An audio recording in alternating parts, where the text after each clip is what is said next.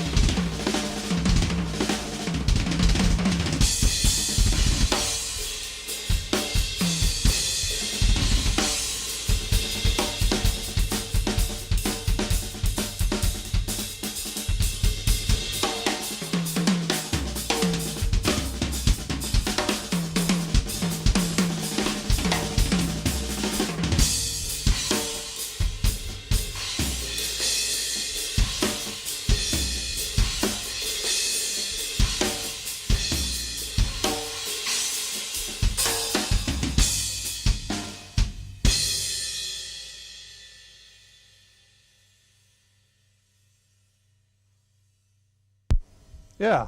A lot of halftime grooves today. Huh? A lot of halftime grooves today. I didn't want to go on and on. Last few streams have been like, the opening is like 20 minutes. It's kind of crazy. What's up, folks? My name is Steve Holmes. We're streaming live from Los Angeles, from the drum room.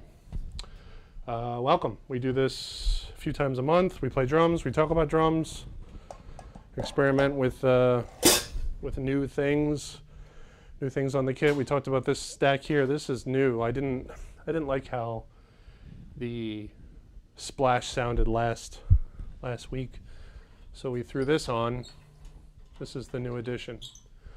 I think it's good. I mean, I like that. I mean, it actually has a tone to it, despite the staccato nature. You know, this is a Oriental Trash 11 Zildjian. I thought maybe it was cracked, but it's not. So Oriental Splash 11 with a custom EFX 10-inch on top. Oriental 11 with the A custom EFX 10-inch. Yeah, so we're gonna keep that for the time being. This other stack is kind of the old, the old faithful. It's been up since we moved into this room. This guy is, and I like how these two, like, you know, they kind of complement each other, you know, and I'm enjoying the challenge of coming up with different phrases between these two, you know. This guy is a 10-inch trash former with a 8-inch A custom splash on top. These are the stacks. It's fun to mix and match, you know, and try to find different grooves and different phrases. And, you know, you put something new on the kit, a lot of times you're just hitting it for the sake of hitting it, you know. It doesn't really have a lot of musical validity to it. But whatever, you know, it's good to put it up and throw it out and listen back and see, you know, where it works. Uh-oh, look who's here, Matthias. I hope I'm not saying your name. Greetings from Germany. Oh man, Matthias. You guys check out Matthias's channel. He's so good. He's a monster. He's got like the perfect drum sound. He's got amazing technique. His channel is amazing. So much good quality, good content on his channel. Check it out. Let's see how we doing here. Talk about vocabulary 16th notes and how to practice or trade. Tell about vocabulary 16th notes. Sure. Let's see, vocabulary 16th notes. Anyone interested in supporting the channel, hit that little super button there. There's a little smiley face, little dollar sign. We got a fund going to kind of upgrade the drum room, get some new cameras and a new laptop, actually. I'm amazed that this old gear that I have is doing the trick.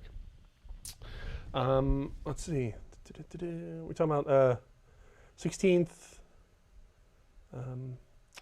Let's see what else we got. Hello, Steve. Talking about 16th notes. I mean, that's actually a good place to start. I mean, we talk about vocabulary. Vocabulary is actually a great word because I talk about that with a lot of students. Is you know, the approach that I take to drumming is kind of like the same approach that you would teach someone who's trying to speak a language, like letters, words, sentences, paragraphs, you know. And I see 16th notes as kind of like, you know, it's you know, you could say a whole paragraph with just 16th notes, but the key really is, it's not so much you know, like 16 notes combinations and stuff. I mean there is that, but for me it's all about accents, you guys. I mean the accents are the phrase, you know, kind of period, the end. So when you say 16th notes, I hear like, okay, I'm playing 16th notes, but like, what are the accents over there? You know, and when I started today, like I just kind of dove in and started playing 16th notes. You want to get to the point where it's like, you can improvise, not with 16th notes, but you can improvise with accents. and you've practiced different combinations enough to where you can play accents and put the accents where you want on the kit while keeping the 16th notes going, which usually ends up being, you know, a double or a triple stroke on one hand or that kind of thing, you know. Let me see, like basic 16th note, like if I were just starting out practicing that stuff, you know, I would try to come up with one phrase, like pick a phrase, make up a phrase that's like, you know, a bar long. And by phrase, I mean like a series of accents, like dat, dat, didus, didus, dat, dun, right? Dat, dat, didit, didit, dat, dun.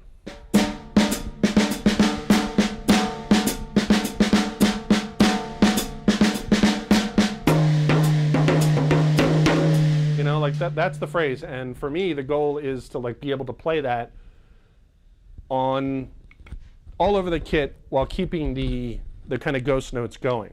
You know, so the first thing I would do is just play it hand to hand, which means no doubles, you know. So I'm playing 16th notes. And I want to accent that phrase, right?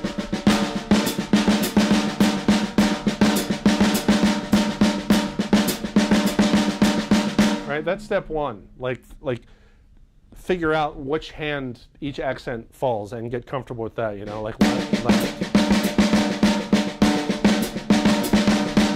a couple doubles in a row there towards the end.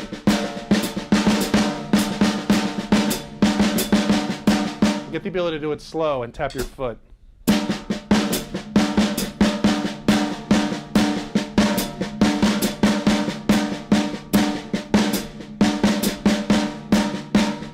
Right, now this seems like easy and elementary, but like this is part of it. Like the easy stuff is part of the hard stuff, you know, and people, you know, they tend to watch stuff, and and drummers and musicians in general can be very like, you know, self-image and competitive oriented in terms of how they think, and so immediately like, oh, I can do that, I don't need to watch this anymore, and you're missing out if you take that approach. Like everyone has something to offer, you know. So I would caution folks against prematurely dismissing content based on your own self-image, right? So so okay, so now we can play hand to hand with the accents. Now how about like let's put the accents on, you know, different things, or like just one tom.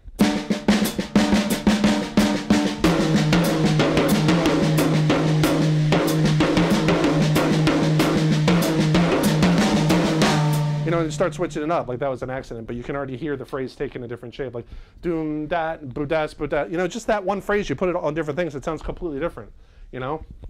I'm all about taking a simple concept or a simple phrase and like milking it for a million different ideas, you know?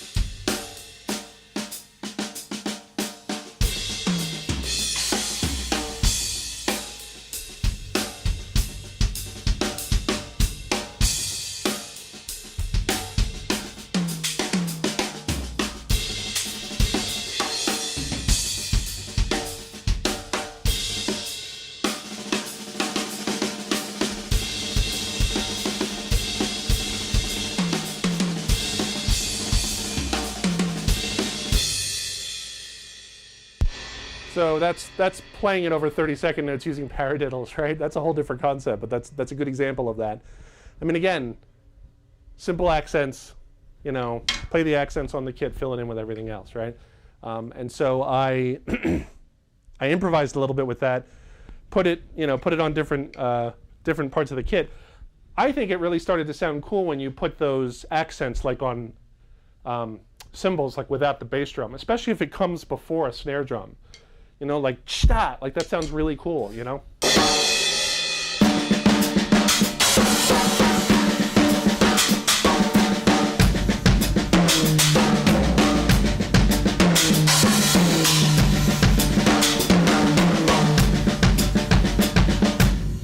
You know, like this is just one phrase we've already spent several minutes on it, probably more time than most people would spend.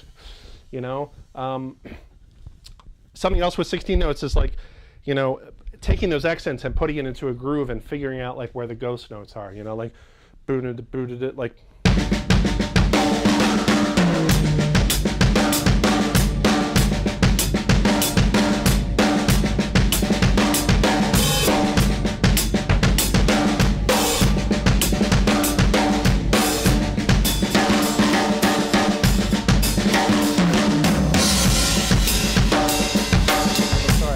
Is the talking mic on?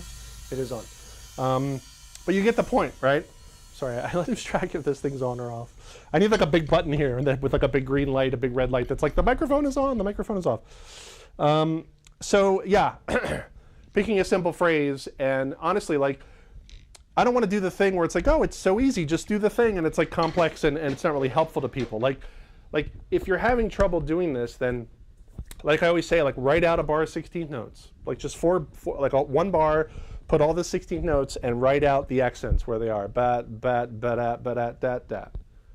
You know?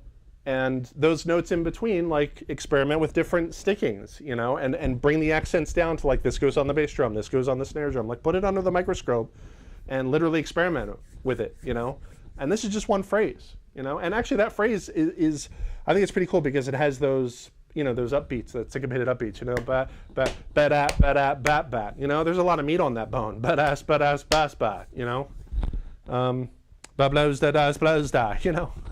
I watched the Drumeo video yesterday. It's like several years old, but it's like the 5 most overused drum licks, and like the blowsta was in there, and I was like, all right, maybe it's time to retire the blowsta. Just kidding, Jared. It's actually a good video. And it's true, the blowsta is like way overused. So I'm not arguing that, I just thought it was funny. Okay, so that was like 16th notes, you know? Like just get them going, put them around the kit, keep that hi-hat going, you know? And if you can't do the phrase that I did, like, you know, bat, bat, bat, dat, dat, dat, then here's what you should do. Like focus on downbeats, like literally only downbeats. And pay attention, like this is another good point. Like when you're playing hand-to-hand 16th notes, your right hand is doing downbeats. It's actually playing 8th notes, right? If you're doing hand-to-hand, any subdivision, quarter notes, 8ths, triplets, 16ths, quintuplets, 16-note triplets, septuplets, 32nd notes, that's like 1 through 8, right? If you're doing those subdivisions and you're playing them hand-to-hand with no doubles, then each hand is always playing half of that subdivision, right? So if I'm playing 16 notes, my right hand's playing 8th notes on the downbeat. My left hand is also playing 8th notes. They're not on the downbeat, they're on the upbeat. So I would recommend folks like think about that and like take that and spell it out to yourself. You know, like emphasize it to yourself so that you really take it in, right? So if I'm playing 16 notes,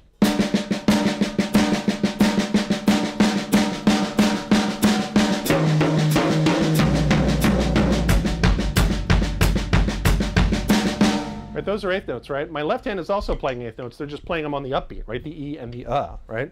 And you want to really be able to control that and play those syncopated upbeats, the E and the like whenever you want at any time, right? You want to be able to just do that and feel that because those are important, you know, those upbeats.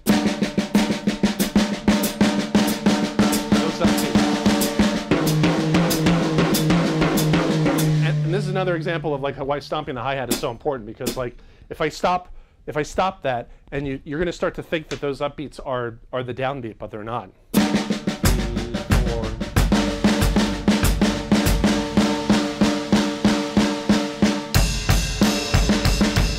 Right? They start to sound like the downbeat, but they're not. Right? So you got to keep track of that. You got to keep track where you are on the grid.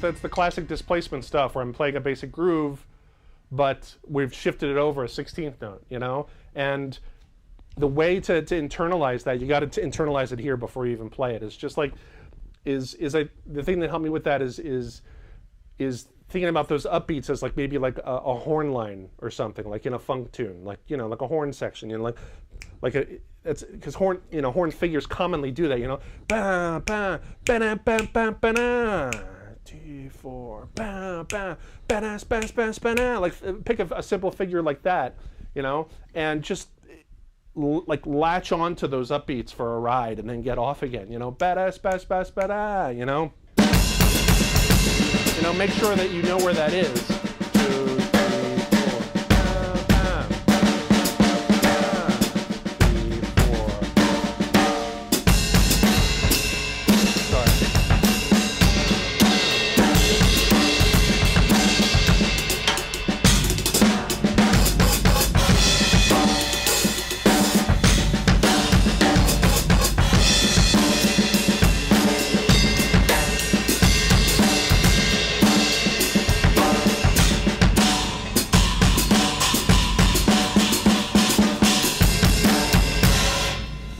You know, you can get crazy and start to play like, oh, you know, like all this different flex, you know, stretchy kind of phrasing. It's really just playing subdivisions that are not commonly played and getting comfortable with it. So I can latch on to offbeats. I can latch on to eighth note triplets in groups of 2. I can latch on to quarter note triplets in groups of 2 that are not necessarily starting on the downbeat, you know?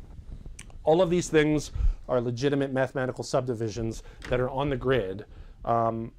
It's just that, you know, they don't spell out where the quarter note is, which is why it's important for you to know where the quarter note is and stomp that quarter note, because that's going to help everyone that you are playing with and also the audience, you know. So all of that was in response to talking about 16th notes. That was for Stanislaw Romanowski. That was for you, sir. Let's see, Bohan, hey Steve, can you break down some of your Latin stretched phrases? I mean Latin. You know, it's funny, you know, people ask me about Latin drum. I'm not good at Latin drumming. I'm like the classic, like 90s fusion, like Latin style, you know. I enjoy that kind of music, and I certainly enjoy that kind of drumming. I mean, whenever I mention Latin drumming, I'm always talking about guys like Jimmy Brantley, Raul Pineda, you know, those kind of drum set guys that have the authentic Latin stuff down. Jimmy Brantley especially, he's so good. I love that guy. And I'll turn on his stuff and I'm like, because I get the sense that a lot of those guys, I'm so quarter note oriented and almost to my detriment, you know, because it works for a lot of situations, but some situations you don't necessarily want that quarter note being the driving force. There's maybe, you know, like the upbeats or the clave, like you want that to be like the pillars, if you will. And a lot of Latin guys, that's where they're coming from. They're coming from a place that's not necessarily only the quarter note, you know. It's other pillars, and you can hear that in their playing. And I don't really have that. Maybe the upbeat, like I can latch on to the upbeat and kind of use that to be the pillars, but not like those other guys, you know. So when you ask me about like Latin phrasing, I mean, a lot of the, you know, like the stretched kind of Latin phrasing, it's just the stuff I was talking about before, you know, like whatever, you know, triplets in groups of 2, or, you know, phrases that are not downbeat oriented, you know, like the bass drum, the bass pattern, you know, for the Songo, you know,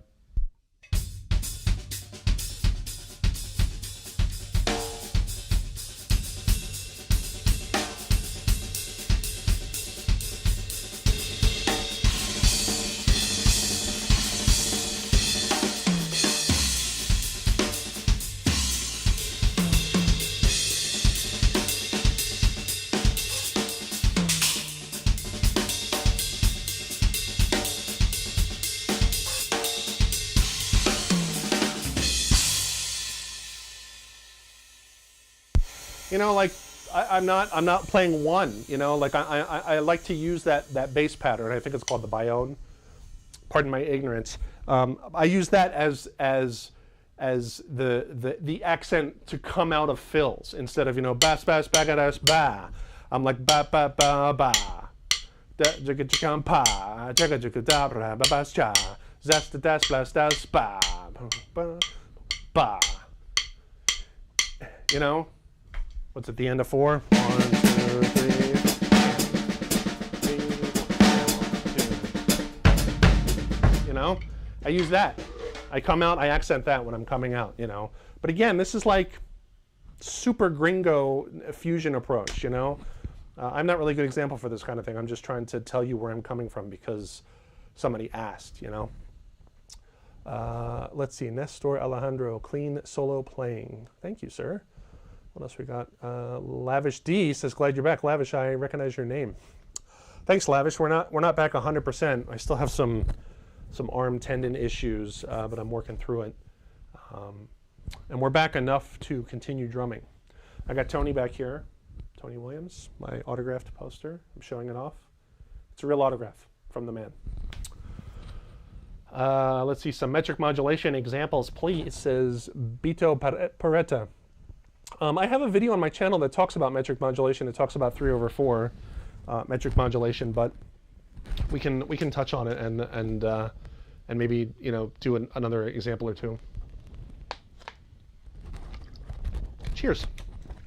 So metric modulation, for folks that don't know, is like taking a groove or, you know, possibly, you know, the meter of the tune you're playing and putting it on a different subdivision. Like, say, for example, eighth note triplets, right? So if I play a basic groove and then I play eighth note triplets, let's leave the talkie mic on, you know. So I'm playing eighth notes with my right hand, 1 and 2 and 3 and 4, and then I switch my right hand to eighth note triplets, right?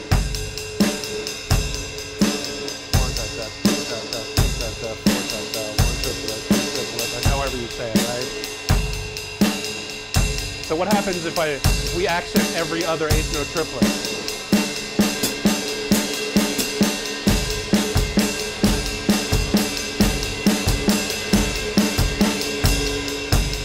Just accenting it, you know, folks that aren't used to listening to that, you know, they're going to start to get lost. You know, it's actually the quarter note triplet as well. We're accenting it. Every other eighth note triplet is the quarter note triplet, he says, while trying to keep playing it. But so for like metric modulation, you know, if you're over eighth note triplets, right?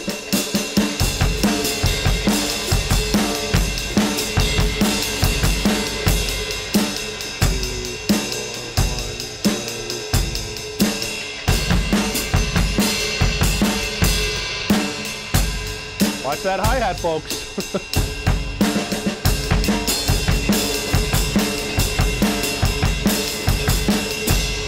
Right, so it sounds like you're speeding up, and you actually are speeding up by 30%, right? Because we're playing triplets, it's 30% faster, right? But you got to keep that hi-hat going. And you know what? This is the key to this particular phrase. There was one pattern that really helped me with this, and it was over eighth note triplets. And it was like putting an eighth note triplet rest on every fourth, right? It was this pattern, 3, 4.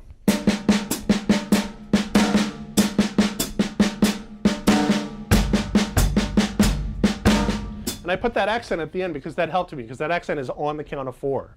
Right? So once I internalize that, because I'm all about internalizing things, like it has to happen here before it can happen here, right?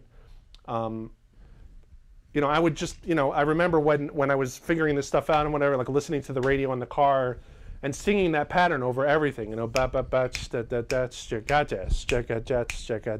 gotcha, right? So let's break that down. The first 3 notes of that are just, you know, the first 3 triplets of the count of 1, 3, 4, 1 ta ta, right? I'm saying ta ta for triplets. 3, 4. Then there's a rest on the count of 2, right? Rest. Then we play the middle 2 triplets of 2, right? The second and third triplet of 2. 4, 1. Right?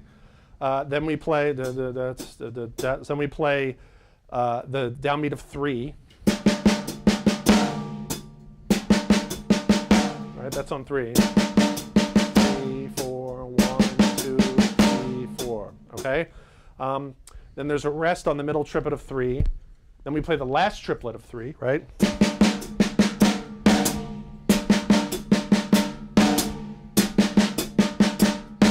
Then we play the first 2 triplets of 4, the first 2.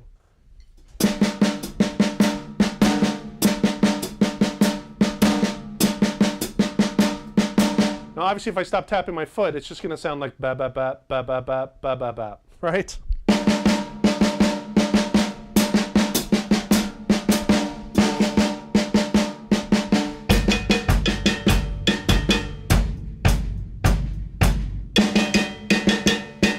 That sounds crazy to people that aren't used to that kind of thing, right? Like if I play groove and then I play that without any quarter note reference, no foot underneath, it's going to sound nuts, right?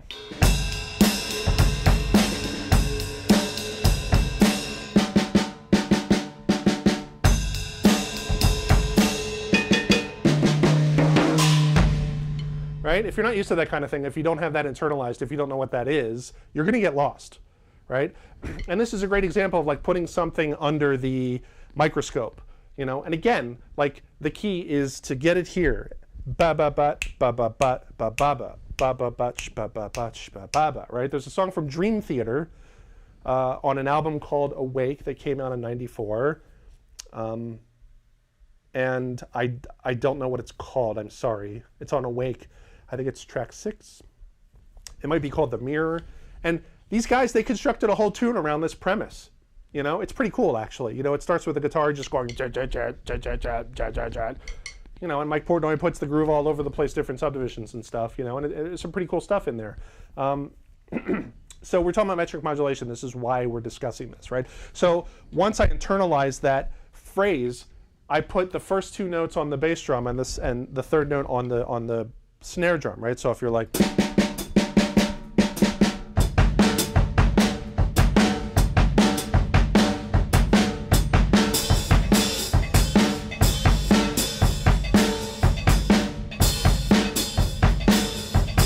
it's important to be able to like just do this in a slow, simple way, you know, so that you have control over it, you know, because you don't want to be trying it on the kid and like, oh man, I could barely do it. You know, you get no business doing it if you can barely do it, especially something like this, right?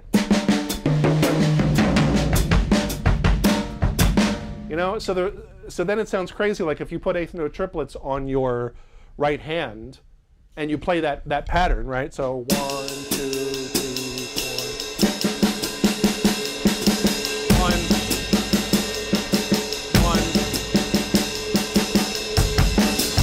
4, 1, 2, 3, 4,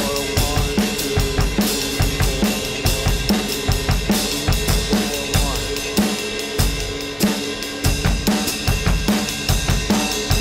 Who's lost? I'm lost. Just kidding.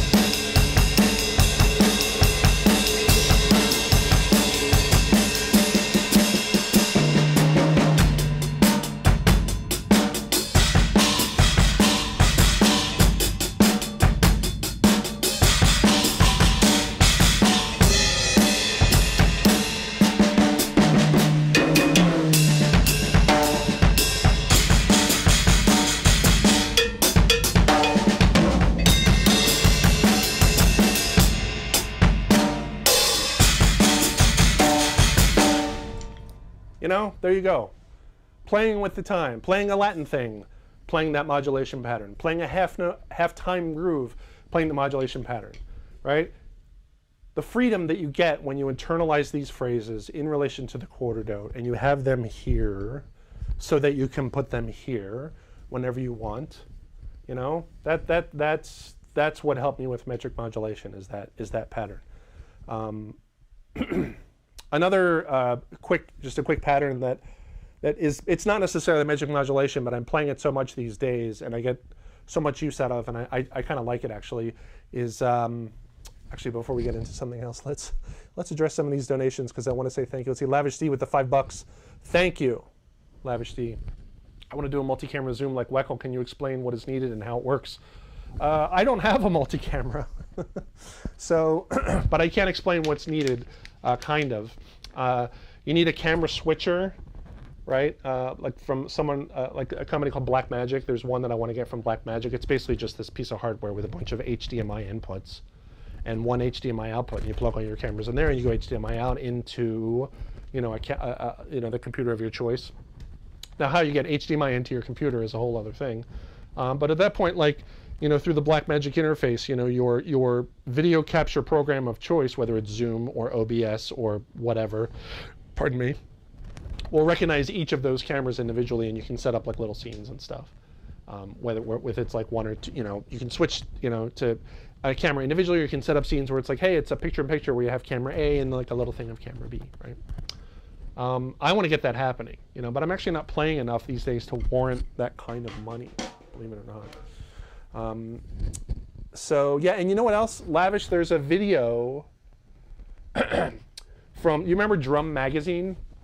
They actually have like a YouTube channel, and there's a guy on there named Jimmy something or other, and he helped Weckl with his setup, and so Jimmy interviews Weckl about a setup, and they break it down completely, and Jimmy himself is like an expert on this kind of thing, and so check out his channel. I'm sorry I forget his name, but if you Google or, you know, go on YouTube and you're like, you know, Weckl Jimmy camera interview, you know, you'll probably find it. Let's see, what else do we got? Lots of comments here. This is awesome. Thanks guys for hanging out. Nice groove, awesome. Metric modulation. That was for you, Beto. I hope that was helpful. The modulation triplet stuff. A bit like what is hit by Tower of Power. Yes, Tower of Power. Check out Horatio Hernandez. Yes. Matthias with the Latin suggestions. I think I heard you say you framed Ted Reed page. Can we discuss some of this? Says Michael Barber. Oh, you know what? I have it. I have it here. Let's get it. If I can do it without like wrecking my microphone setup. Let's talk about this. Yeah, I have it right here. Ugh. Page 37, not 38. All right. I have a bunch of frame stuff over here. I'm in meaning to hang it up, but I haven't done it. Ted Reed, page 37, framed. This is from the book that I used, you know, and the reason why I stress 37 is because on current printings, it's not 37, it's 38. So this is like proof that it's the old school one. I used to have this whole thing memorized, actually. And there's some sticking and stuff in here a little bit. Let's see how far I can get, right? 3, 4, badass, badass, bass, bass, bass, bass, badass, bass, badass, badass, badass, badass, badass, badass, badass, badass, badass, badass, badass, badass, badass, badass, badass, badass, badass, dadas, dadas, dadas, dadas, dadas, dadas, dadas, dadas, dadas, dadas, dadas, badat, badat, badat, badat, bats, bats, badada, bat, bat, badats, bats, badat, bat, badat, bat, bat, badass, badass, badass, badats, bas, badass, bas, badass, bada, badass, badat, bats, bat, bat, bat, bat, bats, bas, badass, badass, badass, badass, badadas, badadas, das, dadas, dadadas, dadadas, da. I think I screwed it up there at the end, the last like 8 bars. But yeah, that's from practicing with this so much, like left hand against the swing pattern. Come on, that's good for a donation, right? Holding up Ted Reed 37 and reciting it, like singing like an idiot. Anyways, yes, there you go. Ted Reed, page 37. And we got Tony back there. And I've got, here, check this out. You guys will dig this. Ugh. This is not autographed, but, you know, it speaks for itself. Dun, dun, dun. Remember this ad? When this ad came out, like I freaked. I was like, oh my God, both the guys together. What is going on? So I got, you know, I got the post. I went to NAMM that year, and I had to weasel my way into getting a poster because they weren't giving it away for a while. There was a woman at the counter because I think Weckl was going to show up and sign some. And I didn't want Weck's autograph because I had, you know, I just didn't want it. I had met the guy a whole bunch and whatever. And I was like, I don't need the autograph. I just want the poster. And she was like, well, I can't give it to you.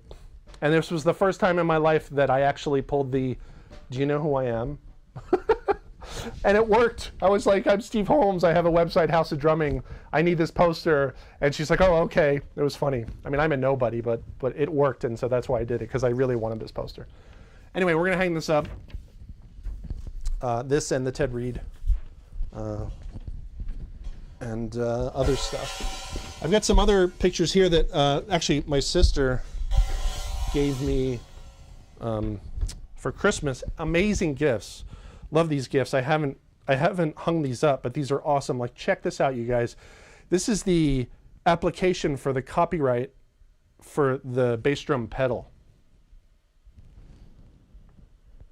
Right? There's some really cool things on here. It says William F. Ludwig at the top. This is the Speed King, I think. January 30th, 1951. Filed, well, it says filed September 3rd, 1949. It's like all these drawn figures at the bottom. It says inventor William F. Ludwig. And the name of the artist, it says Rudolph something. But check it out. It looks like the Ludwig Speed King. Pretty cool. Right? It's like literally the application for the trademark. And then I have another one for the snare strainer from H.H. Slingerland, filed May 22nd, 1937. Love these pictures. My sister got these for me. And I plan on hanging them up. Yeah, snare strainer, trademark, application picture. And then finally, the hi-hat from anti-slide lock for actuator pedal. Actuator pedal. Let's call the hi-hat the actuator from now on. Filed December 21st, 1962. Pretty cool. Huh? Inventor John L. Hollerich, Hoelllerich. Yeah, J.L. Hollerich. Filed December 21st, 1962. The actuator. Actuator pedal. Super cool. I'm going to hang all these up. I'm looking forward to it. So yes, there was a question about the Ted Reed page frames. There's the answer to that. That was for Michael Bambrick. Let's see, Lavish D. We talked about that comment with the multi-camera thing. Jimmy Linear, playing a live gig when a band leader appoints to you and expects a solo, are you relying on tempo or are you just start by what's in your head? That's a good question. I mean, I suppose guys find themselves in these situations. Like the band leader like throws it to you, like play a drum solo for whatever reason. I mean, if it's in the middle of the tune, you know, I always say like if a drum solo is in a tune, then you probably want the drum solo to continue to like, you know, communicate the intention of the tune. You know, so in other words, yes, like stick with the tempo of the tune, so you're still playing the song, as it were. You know, if there's an obvious theme to the song, like some figures or something, then I would try to incorporate that into my solo too, so people like will still hear the song. Hopefully, like, oh, cool, he's still playing the song. He's not just playing whatever he wants. You know, I would try to do that. Unless it's, you know, it could be a different situation where it's like, okay, for the intro to this song, you start it. And so then you could maybe do something that's a little more free, doesn't necessarily have a tempo, but then at that point you're going to want to bring in the tune, and so you want to set it up by establishing the tempo, establishing the groove, counting the band in, etc. So yeah, when you're in a band situation, I always wanted to try to relate to the music somehow, and be a part of that purpose. You know, and yes, I just you know, start by what's in my head. I mean, yeah, I mean, I've spent enough time improvising on the drums so I can just kind of sit down and do it. And that's kind of I mean, at the risk of sounding like however that sounds, I mean, that's something that I tell people when they talk about like, oh, I'm having trouble coming up with fills, or I'm having trouble playing fills or coming up with fills, and it's like, okay, basically, you know, because we talked before about learning the language, right? Treating, you know, drumming as a language, like letters, words, sentences, right? And a fill is like one sentence, you know, to continue the analogy. So if you spend time improvising paragraphs, then improvising a sentence should not be a problem. So if I say to you like, you know, hey, I had a job interview downtown and I put on my good clothes, but then I got to the bus stop and I sat down and my pants got dirty. So I went to the interview anyway. I was worried about my pants, but it turns out they didn't see my pants because I was sitting the whole time, obviously. And I was very happy with the interview, and I feel like I connected with those people, and they called me 3 days later and I got the job, right? So there's me improvising like a paragraph. So if you're able to do that, then it should be very easy to come up with one sentence of like, hey, the other day I had a job interview downtown. Like that's the fill, you know? And so the reason why I say this is, you know, because Jimmy Linear is talking about playing a drum solo and just kind of, you know, on the spot coming up with something. It's like if you spend time improvising paragraphs, then it's not a problem, you know. And it's important for me to be able to do that because, you know, the guys that I really like Weckl and Vinnie and, you know, Dennis Chambers and whatever, you know, take your pick. Like these guys can all play solos until the cows come home, and so I like the sound of a good drum solo, and I want to be able to do that. And so I spent time improvising just myself, and so I can pull that card out if I want to, you know. Plus, as a working musician, you want to be the guy that can do as many things as possible, so that when you get the call or you get on the spot, like you can do it, because that's just going to lead to more work, you know, or continued work with that situation, you know. It's like, hey, I got this gig, you know, Thursday night. Can you do it? Yes, I can. Okay, there's a couple open drum solos in there. Are you comfortable with that? You know, you want to be the guy that's like, sure, no problem, right? And so there's only one way to do that, and that's by practicing improvising, you know, chaining ideas together, that kind of thing. Okay, so that was for Jimmy. Let's see, Michael Bambrick with the $10 donation. With the $10 donation. Sorry, that's me trying to be like, you know, Dr. Disrespect. For you gamers out there, thank you, Michael. I appreciate that. I really appreciate that. Thank you, Steve. Yeah, I'm getting back to the one that concerns me. I'll have to practice keeping the hi-hat check. Yeah, for sure. Yeah, Matthias with the recommendation for the camera switch. He has a great setup. He's got all that stuff happening. Let's see, I think one thing that drummers struggle with is learning new concept and counting it out and then getting to the point where it just happens naturally. Do you agree? From mechanics to just feel. It's a good question. I'm going to answer that question. But first, I actually I need to go feed my my dog. Actually, I'll answer this question and then I'll go feed my dog. But I'm going to come back actually afterwards. But yeah, talking about like making that transition, you know, to practicing a new concept, counting it out, and then getting to the point where, you know, you feel it naturally. That's the goal for any concept, you know. That's not like a special case thing. Like I want all of the new concepts I bring on to become a musical phrase that I just say.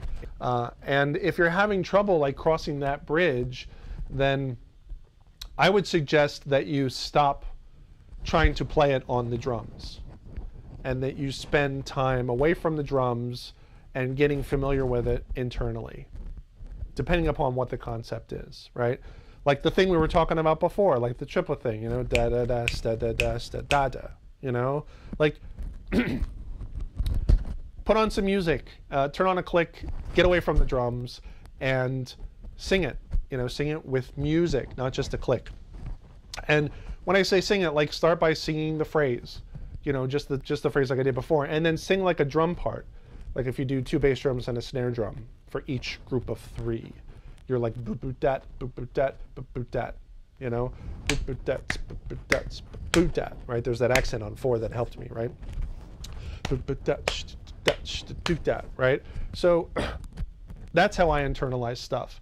You know, then when you have an internalized, like you bring it back to the kit and you're like, okay, my brain knows what it wants to do. Can my body do it? If the answer is no, then you got to tackle that problem. Like, why can't my body do it? Is it a coordination thing?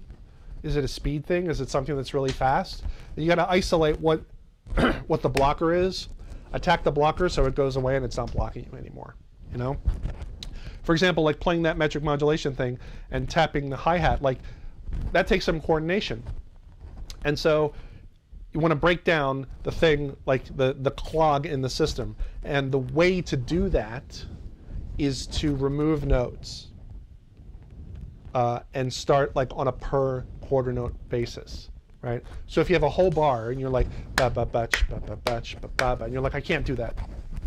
I can't do that, Steve.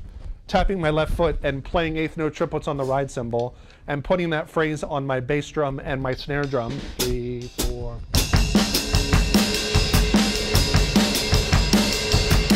If you're like, Steve, that's crazy, I can't do it, then here's what you do.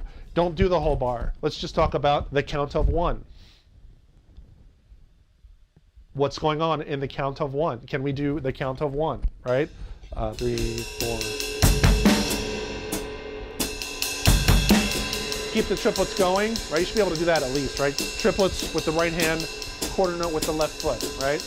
Get that going. I guess that's step 1, right? And then the first quarter note. 2 bass drums and a snare drum over 3 eighth note triplets. And you're like, Steve, I can't do that. It's like, okay, well, slow it down. And if you can't do it physically, sing it. And pay attention to the fact that the count of 2 occurs right after those 3 notes. It's like boop boop da check, 3, 4, boop boop da check, 3, 4. That's an important relationship between the phrase and the quarter note. So it's boop boop da, right? Like, so I'm internalizing that. I'm paying attention to that. I'm taking mental note of that.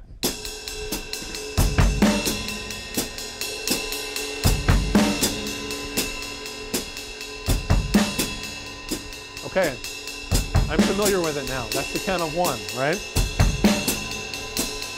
Now what's going on the count of 2, right? Maybe talk about the count of what's on the count of 2 of that phrase and only play that. Don't even play the count of 1, with it. Like, what's going on the count of 2? It's just the second 2 triplets are on the bass drum. That's what's going on. 2, 3, 4, 1, 2. There it is. 2, 4, 1. I'm playing the second and third notes of the eighth note triplet, right? 1, 2, 3, 4, 1, 2. And if you're having trouble doing that from a coordination standpoint, from a physical standpoint, then here's what you do. You found the issue. Okay, I'm struggling with the count of 2. Well, guess what? Just play a whole bar of that. Take that and just fill up the whole bar with that, right? 3, 4. 3, 4, 1. Slow it down if you have to. Picture it in your head, like, okay, I'm playing eighth note triplets. I'm playing the second and third triplets with my right foot. I'm stopping the quarter note with my right hand. I'm playing eighth note triplets with my right hand. Sorry, I'm playing quarter notes with my left foot, eighth note with the right hand. The point is this: it's like I'm yelling at myself so that I get it. I'm like, Steve's brain, do you get it? Here's what we're doing, and you'll get it. You'll get it, right? Okay, so that's the count of 2. So now put the count of 1 and 2 together. All right, this is the answer to the question. Someone's talking about like internalizing something, making that transition from like it's an academic concept and I'm trying to internalize it so I have the freedom to play it musically. Like, this is what we're talking about, okay? So you got to get everything out and put it on the table and examine it, right? Apollo 13, we need to make this with this, right? So what was the count of 1 again? It was... And what was the count of 2? 1, 2. 1, 2. Right? So put them together.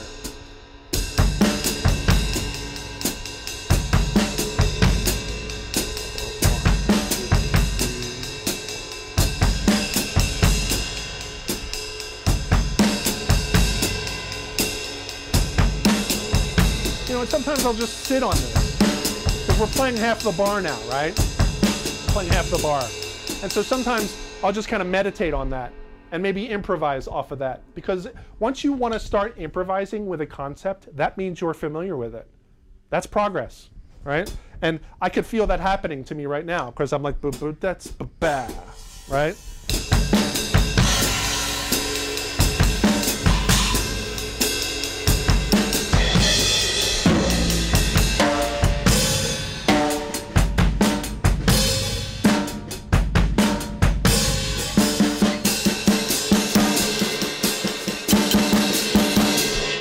Right?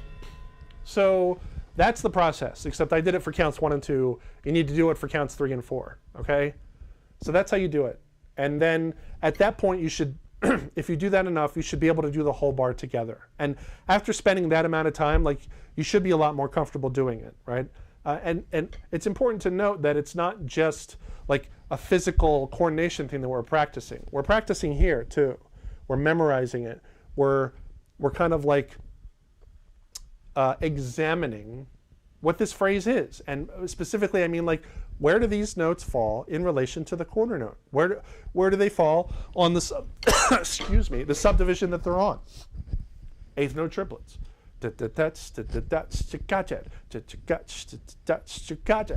Right? That's what you want to do, and that's how you do it. All right. We've been, let's see, we've been on for a little while. We got 45 people. I need to go feed my dog and my cats, actually. So I'm going to step away, and then I'm going to come back. I'm going to leave it streaming, all right? But I have to go feed animals. So I actually, check this out, you guys. I put up this thing. I'm feeding my dog. Stand by. I'll be back. Don't go anywhere. We'll be back. Like maybe 10 minutes. All right? Then I'm coming back.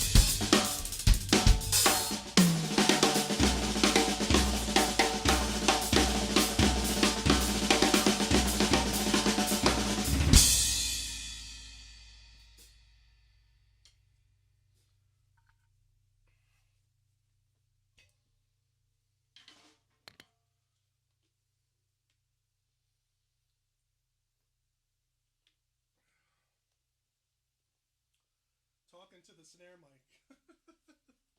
Man, I don't know if that's going to work. This is not going to work, right? Can you guys hear this? This is me talking into the snare mic. I don't think this is going to. Is this going to work?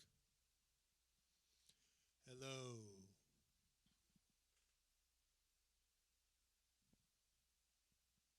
Sorry, there's a delay.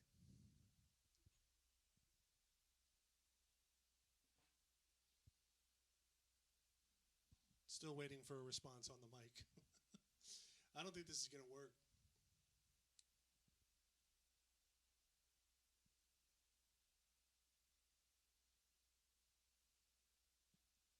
Oh, okay. Someone says it works. Wow, interesting. Okay. This just got so like this just got so like hacky DIY do it yourself. I don't know, maybe I feel more comfortable like holding a mic. Ladies and gentlemen. Oh, it's very quietly. All right. Well, this is what I got. I should probably just play anyway, right? Like I should just keep playing. I kind of want to keep playing actually. I feel like there's some momentum with that. There's lots of comments though. Like I don't want to leave you guys hanging with the comments.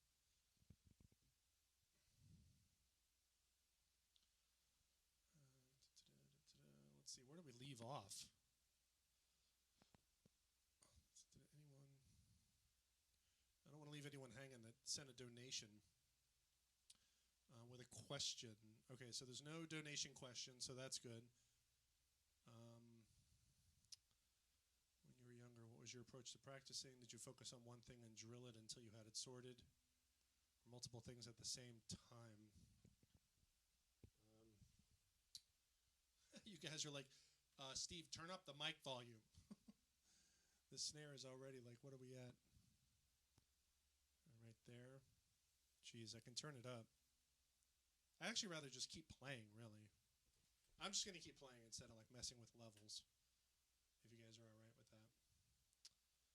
And you know, before the next stream, I'll get another mic. Okay.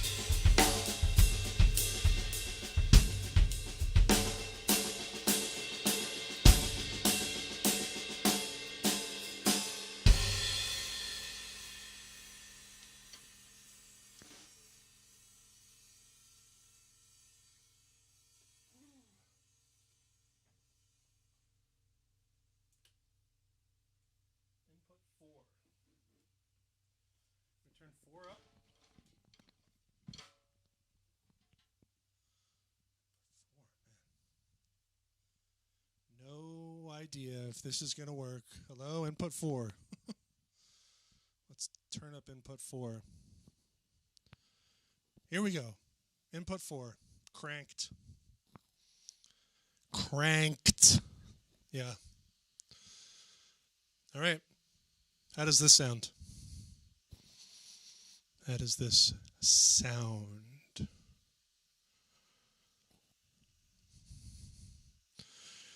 Jerome Nichols with the $5 donation. Thanks, Jerome. This microphone probably sounds horrible, huh? I'm going to watch this later and be like, oh my God, I should have stopped. I cranked the level on it. You guys are like, hey, use the snare mic. I cranked it up. This is like an SM57. So let's see.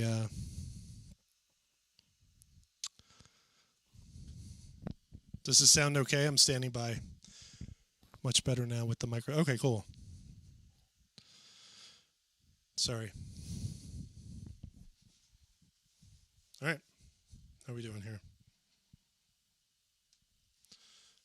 All right. We're still here then. We're talking drums. This is crazy. I feel like it's like a marathon. We should be raising money for something. Next time we'll pick a cause and maybe like raise some money. All right, so yeah, Jim Toscano was the guy who was like, he's the scientist with the multicam setup. We were talking about him. Let's see. When you were younger, what was your approach to practicing? This was like 45 minutes ago. This question says Farsi debug. Yeah, when I was young, I just played along to records and like tried soloing. I was all into rock and roll. I was into Rush. I was into progressive rock. Van Halen, yes, Rush. Like I obsessed on Rush. I mean, some of you guys may have seen my Neil Peart tribute video. He was a big hero. So like I went through like a rock, phase, if you will. Yeah, so I played a lot with records. Phil Collins was a huge influence. I tried to memorize drum tunes, and I played along with records a lot, all the time.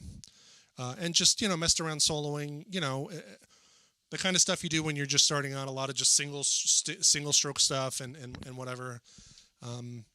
But I was lucky because I was in marching band in high school, and we were very serious about drum corps style rudimental drumming. So that really helped my hands at an early age. I actually have a video on my channel that's like a highlight of like the marching band stuff from high school. There's some decent rudimental stuff on there, actually. I mean, for a bunch of kids, we're talking like, from 16 to 19, whatever, like that period. Like I spent a lot of time working on my doubles and clean doubles and stuff, like even back then, because I had to have that stuff happening to march. And so I was pretty lucky that stuff forced me to get that stuff happening. So that's what I did. I marched. I played along with rock records for years until I heard like Eye of the Beholder from Chick Corea Electric Band. And then I slammed on the brakes and I turned and kind of went in that direction. And yeah, that's how that happened. Let's see. What else? Someone was talking about seat height. Truth Be Told is talking about seat height. I hope you guys can still hear me okay. Seat height. I just make sure that my thighs are straight. Like let me put the camera down here and see if you can see. I don't know. Pardon me, I'm like all sweaty. Like I try to keep my thighs straight. Like when I play, they're not like they're not up. They're not like down. I try to keep my thighs straight. And I just make sure that I'm like centered, that my weight is in the center, and I can hold both your hands up, and try to drum with like all four limbs, and just make sure that your weight is really like on your center, and all four of your limbs can like move without any kind of like balance, putting extra weight on them. So that's kind of where I'm coming from in that. Thighs straight, weight centered. Exactly. Okay, so that was for Truth Be Told. Drum mics are broken. Yeah, we did some playing after my friggin' lavalier mic broke. Who else plays with their eyes closed from time to time? Yeah. It's fun kind of getting into the zone and just like letting it come out. Let's see. Thank you very much for the compliments. Turn up the mic. Hey, Steve, are you into King Crimson? I'm not into King Crimson. Sorry. What drum heads do you use? Says Oz. Remo drum heads. This is a coated. These are all coated ambassadors, and the toms have clear ambassador on the bottom, and the snare has like that really thin, head that everyone puts on the bottom of snares. I don't know the name of it. It's not a coated ambassador. It's not a clear ambassador. It's something else, I think. And it's right on the tip of my tongue. Anyway, nothing special going on here, and I like power strokes on the bass drum. Although I've always wanted to try a coated ambassador on the bass drum. I haven't tried that. So yeah, I'm a Remo guy. I love Remo heads. Coated ambassador and clear amperes for the win, But I'm kind of old school. They've probably put out other heads since then that the kids are using that I'm not hip to. So that answers that. Let's see. Sounds great. Let's see. Fabio with the $5 donation. Oh, sorry. No, Jerome Nichols. If I didn't say thank you before, I'm saying it now. Thank you very much. Really appreciate it. Let's see. The micro sounds pretty good. You're welcome. Just keep teaching. Let's see. Rack says, Steve, my professor says in my traditional grip, I'm not opening my fingers enough. Find the exact placement of the stick with the fingers confusing. Can you describe how that's supposed to feel? Yeah, I mean, I could try. I mean, the thing with traditional grip, it's going to be hard to do this with the microphone at the same time. The thing with traditional grip is that, you want to make sure that you're holding the stick like here. Like this is where I'm holding, This is what, they call the fulcrum, This is where I'm actually holding. I'm not holding here, I'm holding here. And then, these two fingers go underneath, and the stick's kind of resting on my middle finger. Sometimes, not all the time. And then these two fingers, they go on top. And sometimes, they're driving, and sometimes they're just sitting on top. And sometimes, the index finger is like, it's not on the stick at all. Like, the more you play, the more your fingers will figure out, like, where they need to be to get out of the way, You can see my hand, right? So, like, practice the friggin', like, just the, the Weckl fingers thing. Like, honestly, like, wrist, fingers, and arm. Like, those are the three engines. But in terms of how it's supposed to feel, like, I always make the comparison. It's like, the way I hold a stick is I want it to be the same as, like, a bodybuilder holding a toothpick, in a relaxed position, Like, I want to have that power ready if I need it. But that's not how I just hold it relaxed. And this is one of the benefits of traditional grip, in my opinion. And folks really don't mention this, but it's like, the benefit of traditional grip, it's like, if I let go of the stick, like, it's still cradled in my hand. I don't have to hold the stick. Whereas, like, match grip, if I open up my hand, like, that's it. It's gone. I'm going to drop it. That's not the case with traditional grip, in the same way anyway. So yeah, that's it. Like, this is the grip. I try to get the balance point, is to get that seesaw thing happening, and I just get the fingers underneath of it. And honestly, like, for decades, I spent time just like on, like, wherever I was, like, in the car, on the couch, watching TV. Like, I did the thing, like, the obsessive, always practicing thing, like, with traditional grip. Like, for a while, when I would walk, I would actually keep my ring finger and my pinky, I would keep it bent and back to get used to them doing this, because I wanted to be able to do, this, and have that, have that ability. Yeah, I mean, you just once you practice enough, like, the muscles that are, have their responsibilities, they'll that you'll get strength, and just like anything, it'll just feel more at home. It'll feel more comfortable, And I think, spending time away from the kit, just kind of holding the stick and just, examining, like, the stroke and making sure, like, you're not fighting yourself, that your hand is kind of in a natural place, like, the hand just, when it's in a relaxed position, like, boom, this is it. It's relaxed. So this is kind of like traditional grip already. It's just that the fingers are up a little bit, and, But honestly, like, this is not like what you should do. This is what works for me, you know? And you don't need to hold like this in order to play anything. There's guys that play match grip that can play, obviously, anything, you know? Novak, Chambers, Dave DiCenzo. Dave DiCenzo was kind of like the final guy. Like, okay, boom, he kicked the door down Kool-Aid Man style. And he was like, yeah, guys, I'm going to play everything that everyone plays and then add a bunch of stuff that no one else is playing, and I'm going to do it match grip. I love Dave DiCenzo. Anyway, yeah, that's kind of where it's at. Like, I just want it to be comfortable and relaxed. Like, my hand is relaxed right now.